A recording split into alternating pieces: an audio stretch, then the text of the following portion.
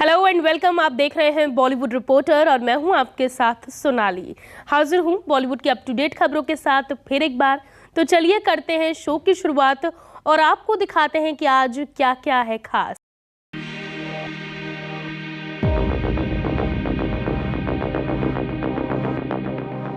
यारों के यार the biggest superstar Salman Khan ने कंप्लीट किए इंडियन सिनेमा में 34 साल।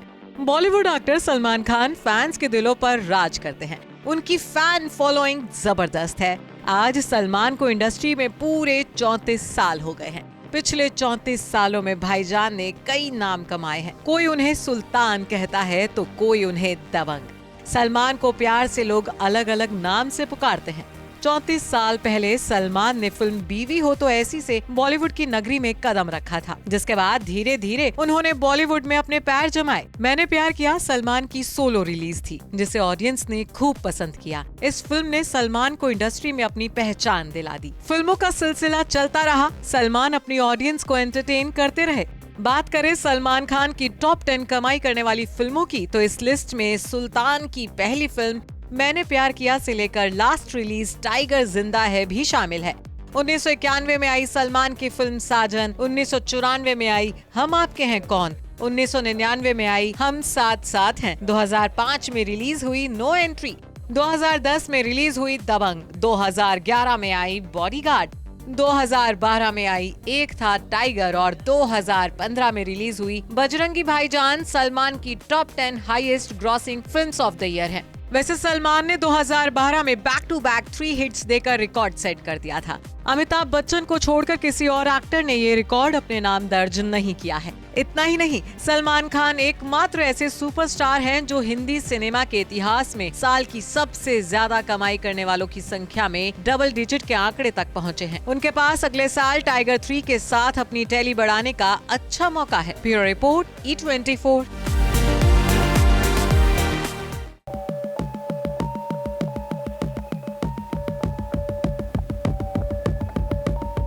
सत्यप्रेम की कथा की रिलीज डेट के ऐलान से मचा तहलका।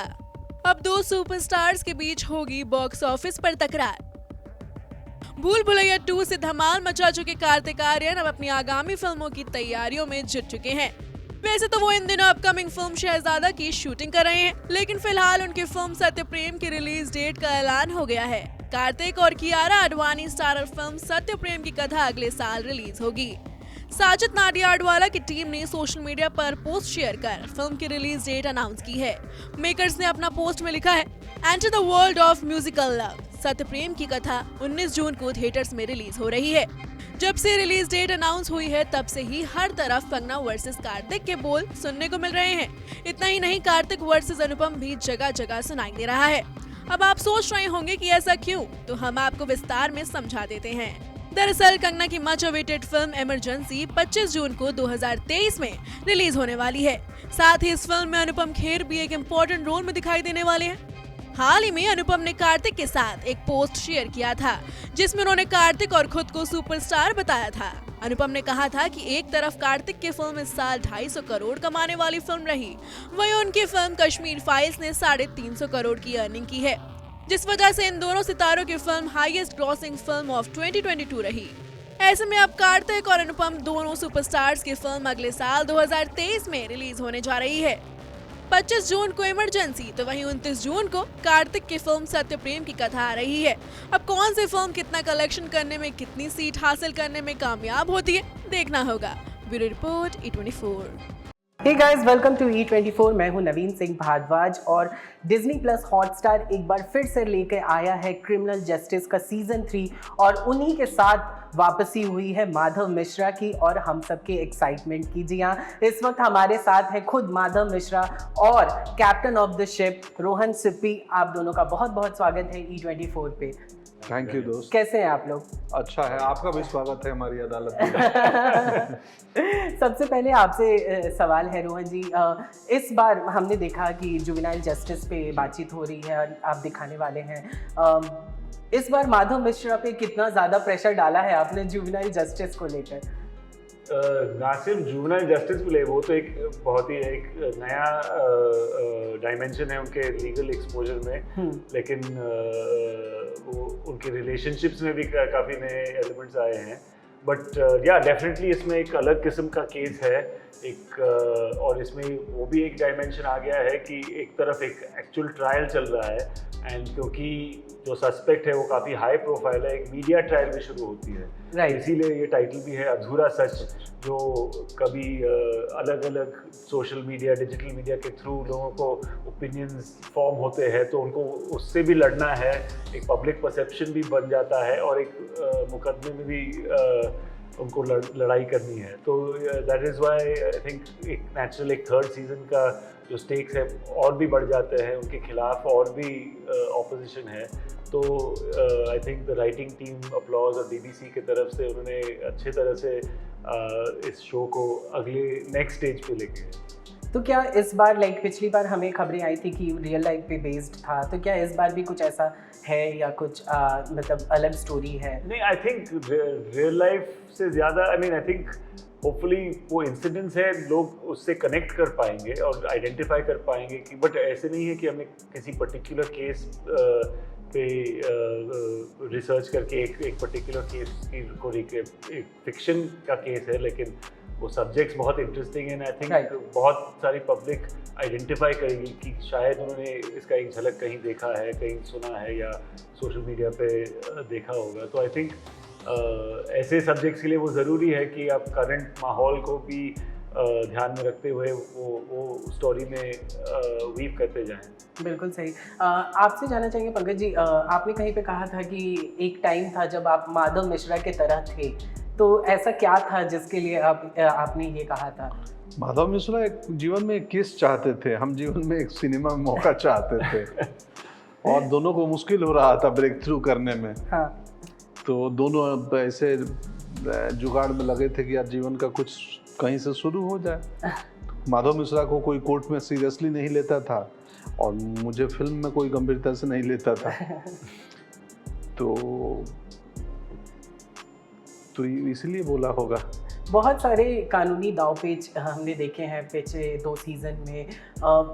कानूनी दावपेच जब आप कटघरे में खड़े थे एंड चीज़ें हो रही थी, आपने कितना ज़्यादा रिसर्च किया था? क्या कुछ नया सीखा है कानूनी दावपेच से? मैं सीखा हूँ, लेकिन मैंने रिसर्च कम किया था। 1-2 सवाल जो समझ नहीं आया तो वहाँ एक्सपर्ट होते थे BBC की तरफ से या अपलॉज की तरफ से, जो लीगल चीज़ों के। बाकी तो राइटर करके दे देता है, हमें सारा रिसर्च कर कुरा के सीन बना के, यहाँ तक कि तुम क्या बोलोगे वो क्या बोलेगा भी मिल जाता है। तो फिर क्या करना है, बट ये समझना है कि क्यों बोला जा रहा है, क्या बोला जा रहा है, इस सीन का पर्पस क्या है, मकसद क्या है, क्या कम्युनिकेट करना है। इसीलिए कई बार मुझे लगता है कि एक्टर भी को ऑथर है। राइट। जो ऑथर चाहते हैं और जिस तरीके से चाहते हैं डायरेक्टर, उसको कम्युनिकेट करने की जिम्मेदारी हमारी होती है। वो कंसेप्शन को प्रोजेक्शन तक लाने में वो एक्टर ही मीडियम है। पंकज जी, आपने बहुत सारे किरदार निभाए हैं, वेदर इट्स सीरियस कॉमेडी जो भी है, हर एक नाम लो आपने निभाए हैं। अभी भी जब क्रिमिनल जस्टिस के बाकी 2 सीज़न आए, लोगों ने बहुत ज़्यादा सराहा आपके किरदार को, आपके बाकी के सारे किरदारों को भी बहुत लोग पसंद करते हैं। तो क्या आपको भी जब आप शूट करते हो तो आपको भी क्या परफॉर्मेंस प्रेशर होता है कि हाँ लोगों की उम्मीदें मुझसे बहुत हैं? ना, ऐसा कुछ बिल्कुल प्रेशर नहीं होता है। ईमानदारी से करते हैं, जितनी समझ ज्ञान है उस दिन उस वक्त। बाकी प्रेशर हम नहीं लेते, काहे को प्रेशर लेना। हाँ, प्रेशर सिर्फ लाइनों का इस बार था कि लाइनें लंबी लंबी थी, तो बोलना था मुझे, निखत भी नहीं थी। तो इस बार था, वो था लाइन याद करने का। बाकी कुछ उम्मीद होगा, हम मेहनत से करते ही हैं काम। जब आपकी सिंसियरिटी और मेहनत 100% है, फिर प्रेशर किस बात का। अपनी जितनी क्षमता ताकत जितना मेरे हाथ में था, मैंने ईमानदारी से कर दिया। अब इसके बाद तो प्रेशर लेके भी हम कुछ नहीं कर सकते। इंडिया में पहली बार होगा कि कोई ऐसा वेब शो है जो हर वीक आने वाला है, तो इसका क्या डिसीजन था, क्या कुछ इसके पीछे की स्टोरी है, अगर आप बताना चाहें? मैं उस स्टोरी नहीं जानता। आई थिंक ऑब्वियसली वो डिज्नी हॉटस्टार ने फैसला लिया है। आई थिंक एक तरफ उनके इंटरनेशनल शोज भी ज़्यादातर अभी वापस, एंड ये नया अभी लग रहा है, लेकिन जब हम बड़े हो रहे थे तो यही था, TV में यही दूरदर्शन था। पे मेरे पिताजी ने बुनियाद बनाई तो हफ्ते में 2 बार आता था एंड लोग इंतजार करते थे, बीच में उसकी जिक्र होती थी कि आगे क्या होगा, उसकी एंटिसिपेशन बढ़ती थी।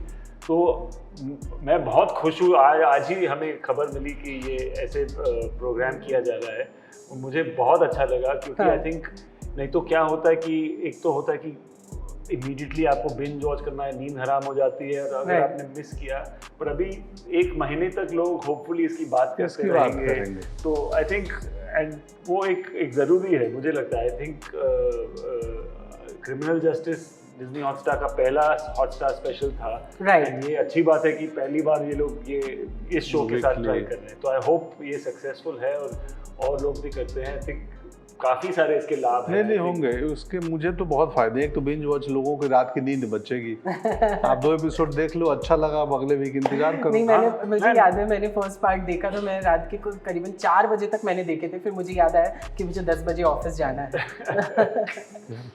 तो पंकज जी, आपसे जानना चाहेंगे, आपके लिए एक अच्छा स्क्रिप्ट मैटर करता है या फिर एक अच्छा डायरेक्टर? ऑफकोर्स अच्छा डायरेक्टर तभी आएगा जब अच्छी स्क्रिप्ट होगी। दोनों में से ये नहीं है कि डायरेक्टर अच्छा है, स्क्रिप्ट खराब होगी, फिर वो डायरेक्टर हाँ ही नहीं करेगा, उस स्क्रिप्ट को लेके आगे नहीं बढ़ेगा। तो ये बड़ा वो है, मतलब एक कंबाइंड चीज़ है।